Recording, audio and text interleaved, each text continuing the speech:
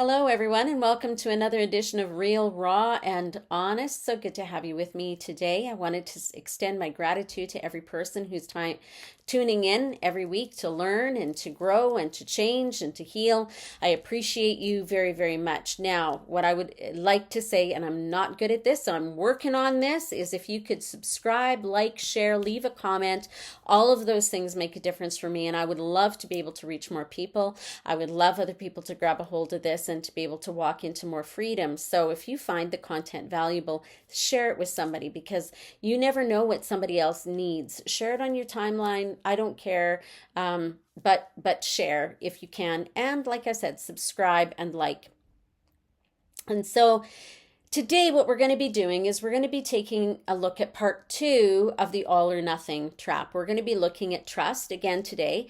And trust is one of those things that it can feel elusive. It can feel like it's something you're never going to gain back, especially if you've been betrayed in the past. And who of us hasn't ever been betrayed, right? Like how do you trust somebody in that same position that betrayed you? How do you regain confidence in your partner if they've cheated on you? How do you work on trust? How do you work on that? And I think it's something that we can all agree is that if you're going to have a healthy relationship, if you're going to have a healthy friendship, it's really important for us to understand that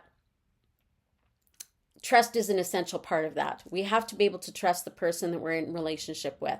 We need to be able to trust them, to hear what they're saying and believe that their follow through is going to be there. So, but like I said, if your trust has been broken, you might feel like you're never going to be able to trust anybody again, especially if that trust has been repeatedly broken, especially if you feel like you've been repeatedly betrayed. How do you get to a place where you're able to get into a relationship and embrace and trust somebody again? It can feel like a very difficult thing to do. But I'm going to say that with God, you can.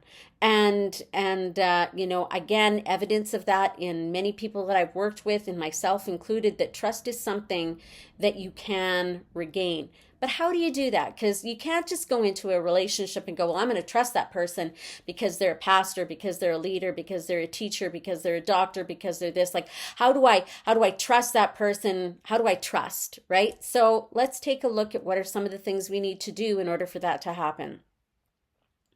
I think we can begin by realizing that we need to be patient with ourselves. If you've been betrayed, if you've been hurt, if your trust has been broken, it's going to take some time. So be patient. It's not going to happen at the end of the year, but you might be way better at the end of the year than you are right this moment. We need to learn some things about trust. We need to learn about who deserves our trust and who doesn't. We need to understand how forgiving releases us to be able to trust another individual. When we forgive the person who's hurt us, it opens our heart up to be able to embrace and to love and to receive and to trust other people, and maybe even the person who's betrayed or harmed you.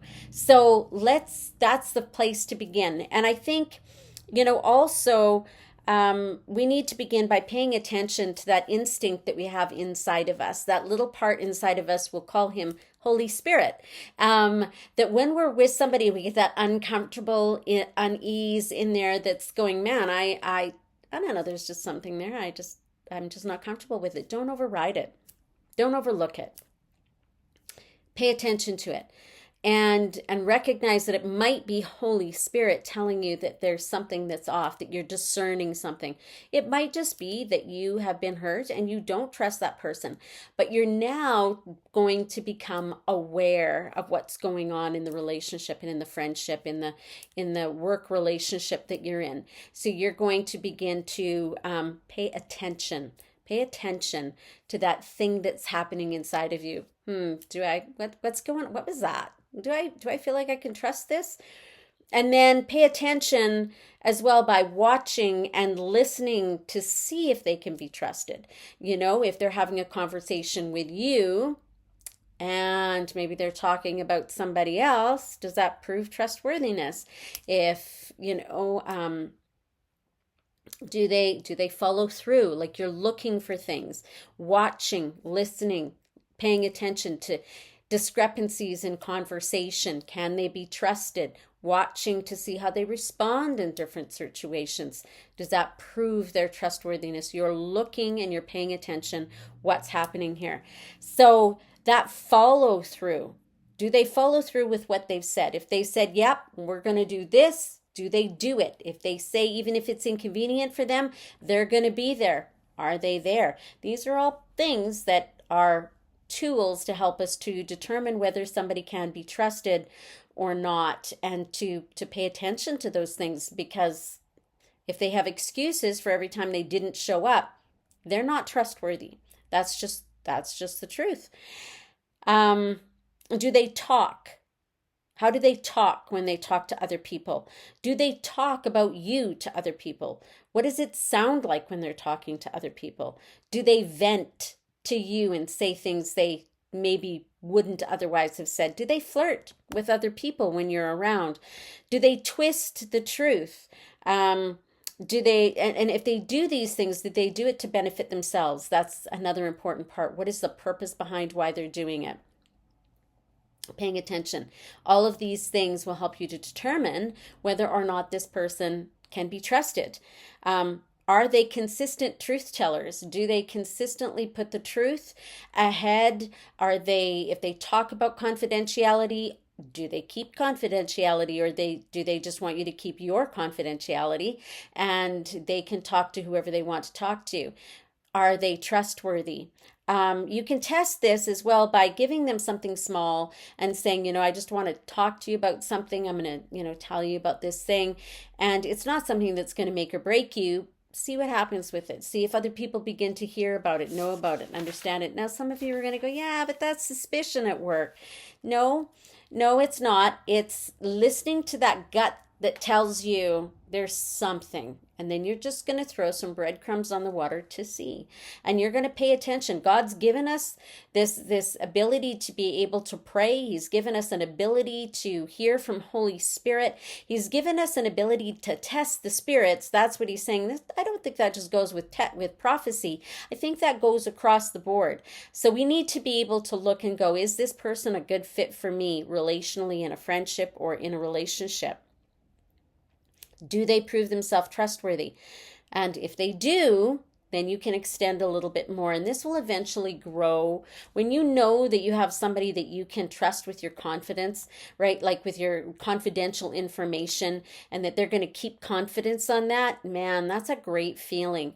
And there's nothing worse than finding out, well, I shouldn't say nothing worse, but it's very painful to find out that you've talked to somebody, especially if that person is a person in leadership, and you tell them something and then you find out from somebody else that they didn't keep a confidence. And I'll give a story from years ago. I had gone and talked to my current pastor at that time, not my current pastor, but the pastor I had at that time. And I had talked to him about some very private information, and my kids were little at the time. I'd have them at a babysitter's house. The babysitter's husband was on the board, and by the time I got to the house to pick up the kids, which was maybe 10 minutes, he already knew my story. You can be guaranteed I never told that pastor another confidential thing.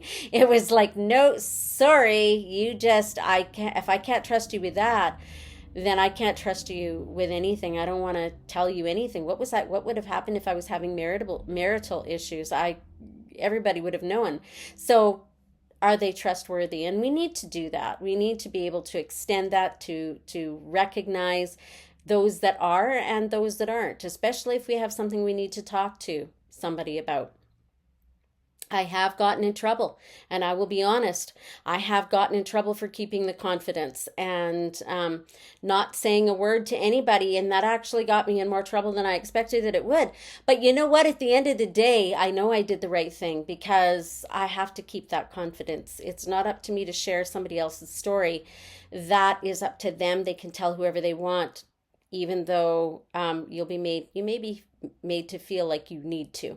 But say la vie. I'd do it again. I wouldn't change a thing. And so remember this, though, as we look at trust, as we look at the all or nothing, either you trust completely or you don't trust at all.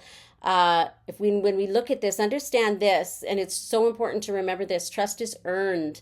It's not just freely given. You just don't meet somebody, and because of their qualifications, because of who they are, you don't just go, okay, I trust you. That's not how it works. Trust is earned, and in order for trust to be earned, there's these little things that happen along the way in relationship to help you know that they can indeed be trusted.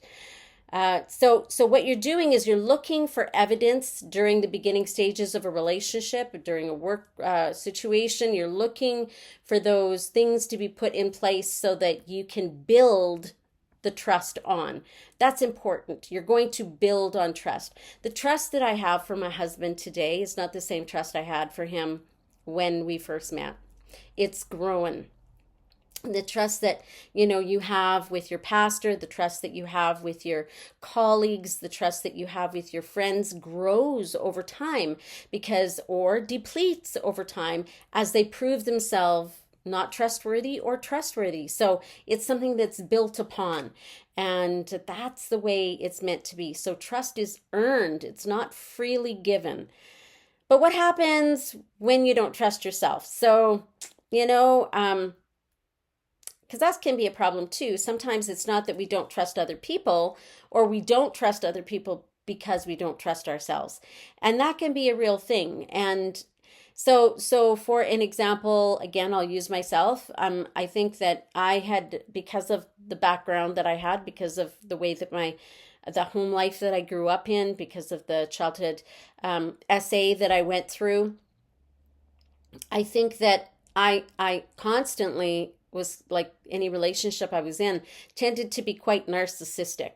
I would be in relationships with men that were grandiose narcissists, and that was the kind of person I was attracted to until God came in and started to work on my heart and begin bring healing to me. And so thank God that he broke that. And largely one of the ways he did that was he told me to marry my first husband, and he was kind and gentle, and he was supportive and loving and all of those things. But I didn't know what to do with that relationship in the beginning because it was so different than any relationship I'd ever had. I looked at him and I went, I don't know what to do with you, right? Like he would come over and he'd go, well, let's go on a date on Friday night. I'd say, sure. He'd come over and go, what do you want to do? I'm like, what do you mean? What do I want to do? You're the one who asked me out a date. You don't have a plan? Because in all the relationships I'd been in, and I started dating him when I was 20. The first time I dated him when I was 22, then we broke up and started dating again at 24 and married after that. But the reality is I'd never had a choice. There was never any option for me. We're going to this house party. We're going to this dance. We're going to this hockey game. I was like, okay. And I never had a say. And so I didn't know what to do with that, right? So it was like my opinions didn't matter. My wants didn't matter. None of those things mattered. We did what they wanted. And so when he came and he asked me what I wanted to do, I'm like, I can't do this the whole of my life. Like, you need to make a decision, dude, right? Like, if you're asking me out for a date, are we going to a movie? What are we doing? Like, don't ask me what I want to do. What do you want to do, right? And so it was just a whole different experience for me. Trust. But in time, that was the very thing that helped me to begin to heal, because he cared about what I felt too. My opinions mattered. My thoughts mattered. If he was going through something, he would talk to me. I also didn't know what to do with that. So there was a lot of things that the Lord began to bring healing into me through the relationship I had with my first husband. And so my thought was, after he passed away, I thought, well, if God doesn't tell me to get married again, I probably won't. I had been loved well the first time. But the other reality was this, is that in and of myself, I have terrible taste in men. In and of myself, I will choose the wrong guy. I will choose somebody who will be verbally abusive. I will choose somebody who won't care about my thoughts and feelings. I will make the wrong choice because I didn't trust myself. And so that was where God started to bring in more healing for me. And thank God for the distance I've come in the healing journey, because I got a good one the second time around too. And he does include me in things, in decision making and all of that. So important. Can I trust him? He tells me who he's talking, like just all these things, right? There's just trust has been built and established. It's been earned through the years, is what I'm getting through.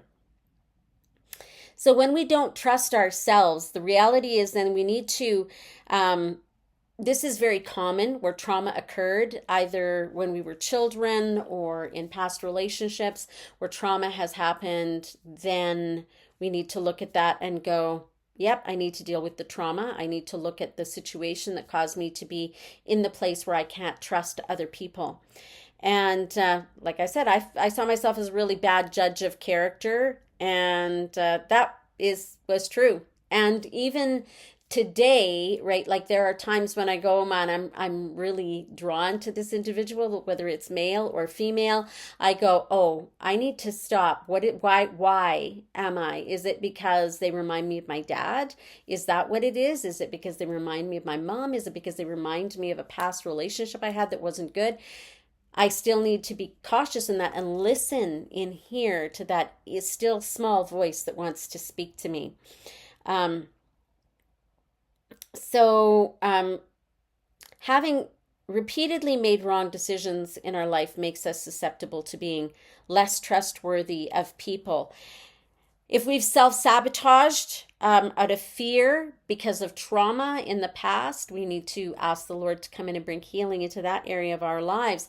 So these are all things that set us up not to trust. If we have a series, like I said, I had a series of bad relationships. I had a series of friendships that, where people used me for different giftings or abilities that I had.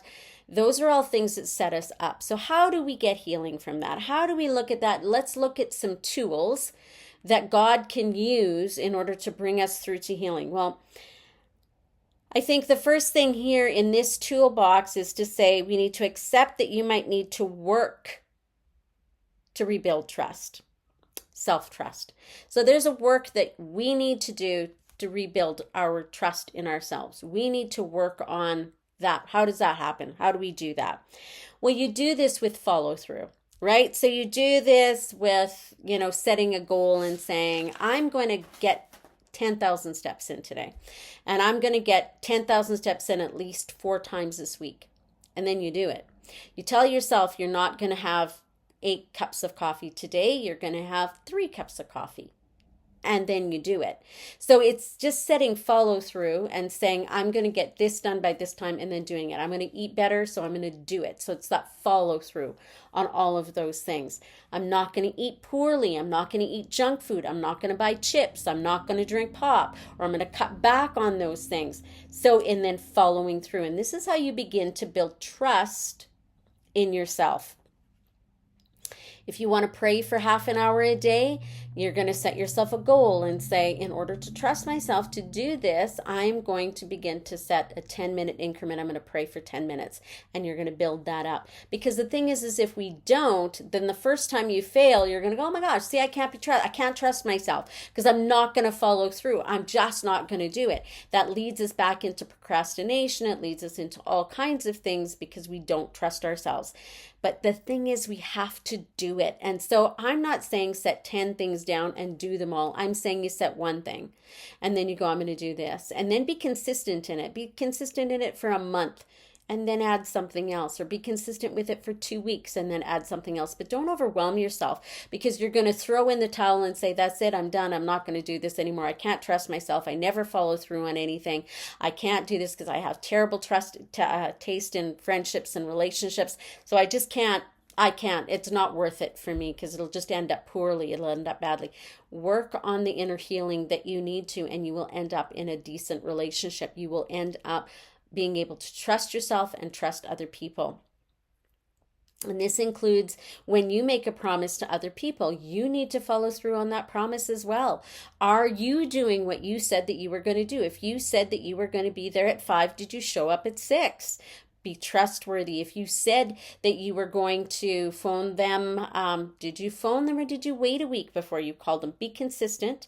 Follow through on your promises as well.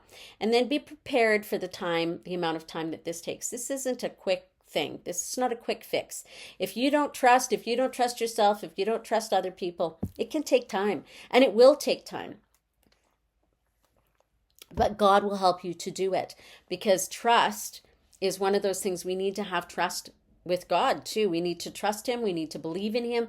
We need to believe his promises toward us. We need to believe that he's going to follow through, that he has good plans for us, that he's not going to cause the bottom to fall out of our basket all the time. We need to trust. And so know it's going to take a certain amount of time, and we don't get to dictate how much that is, but we can do the work in order for this to be able to come to fruition. So another really big part, and none of you are going to be surprised when I say this, but we need to forgive those people who've let you down and those people who've broken your trust. You need to be able to do that. You need to come into that place and go, I forgive them for this because it made me feel this way. And I forgive them because was the result of it. You need to be transparent before the Father and be honest with that, and then release them to the Lord so that the Lord can take that person, take that individual, take that situation, and release you from it as well. So we need to be able to forgive, looking at forgiveness. And then, forgive yourself for having made bad choices in friendships. Forgive yourself for making bad decisions and choices. Forgive yourself for a lack of follow through, right? Forgive yourselves for setting yourself up for this lack of trust. If you can't trust others, you can't trust yourself, and you can't trust God, who can you trust? You can't trust anybody. So then you have to look at that and go, how do I rebuild that? How do I repair it? And really, you start by yourself, right? It's a process. You start by beginning to trust yourself. So forgive yourself. This is something I maybe don't talk about enough, but forgiving yourself, sometimes we find that we are our worst enemy. And that when we realize that, it's hard for us to be able to forgive. It's to forgive ourselves, right? Because we feel like we don't deserve forgiveness. It's not just other people we don't feel deserve forgiveness, but we can feel we don't deserve forgiveness as well. And then, like I said, set those goals, set daily goals. Look at it and go, what do I need to accomplish today? If your goal is I'm going to read and I'm going to pray I'm going to read the Bible and I'm going to pray. That's 2 goals I want to get done. I want to clean my house. How can I do that? So set yourself a daily goal. Today I'm going to read 1 chapter out of the Bible. Today I'm going to write down a few thoughts I had about that chapter. Today I'm going to read, or I'm going to pray for 10 or 15 minutes. Today I'm going to clean my kitchen floor. I'm going to wash my floor. Just setting those things. Today I'm going to do the laundry. You set yourself a daily goal. Then you set yourself a weekly goal, and you go, by the end of this week, I want to have been able to have vacuumed every room in the house.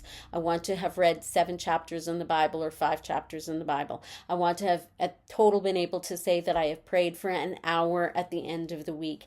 So set those goals, daily goals, weekly goals, and then monthly goals. Where do you want to be at the end of the month? What does that look like for you? And then looking at that and going, what's my month end goal? And so if it's walking, then it's like, okay, by the end of the month, I'm going to be generous. I'm going to be kind to myself though. And I'm going to say by the end of the month, I want to say that I have walked my 10 steps a day for 20 days out of the month. That's your monthly goal. And so you've set these things, and then celebrate yourself. It's important for you to celebrate, because you would celebrate somebody else's successes. We don't celebrate our own successes. So celebrate yourself when you've done your follow through. And I will say this, be realistic with your goal setting, because what we tend to do when we are trying to heal is we want to speed the process all the time. So we'll look at it and we'll say, what I'm going to do is I've gone from doing nothing. I'm going to start with 10 things on my list, and that's going to last maybe a week. It's kind of like a New Year's resolution, right? It doesn't last because it's too hard. It's too big of a chunk all at one time, right? To be able to say, I'm never going to drink pop again, you're going to probably have a pop in the year. But instead of that, going, okay, so I'm going to cut back, I'm going to do this. Be realistic, set realistic goals.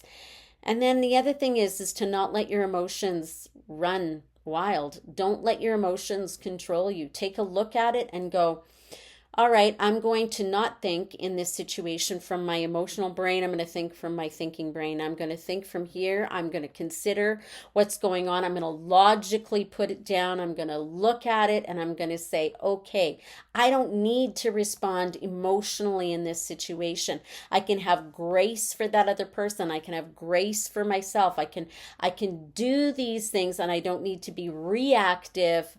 I can instead respond out of a thought process instead of out of that emotional bank that we have going on, that emotional turmoil inside of us. Don't let your emotions rule you.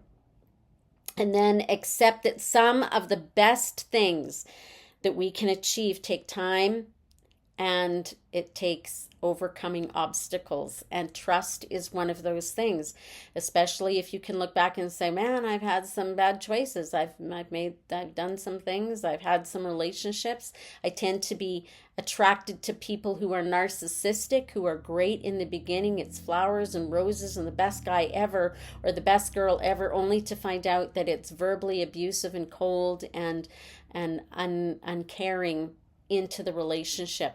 If that is what you know that you are, then when you find yourself attracted to a person like that, you step back and you watch for those signs, right? Because that narcissist isn't going to stick around if you're not going to meet their needs. If you're not going to make them feel good, they are not going to stick around because they want somebody to fill that hole inside of them.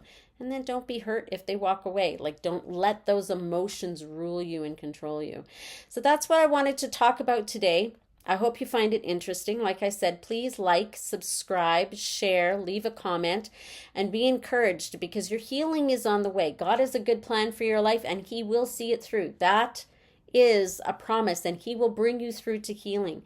And so I just want to encourage you with that. Be blessed. Have yourself a great day. We'll see you next week.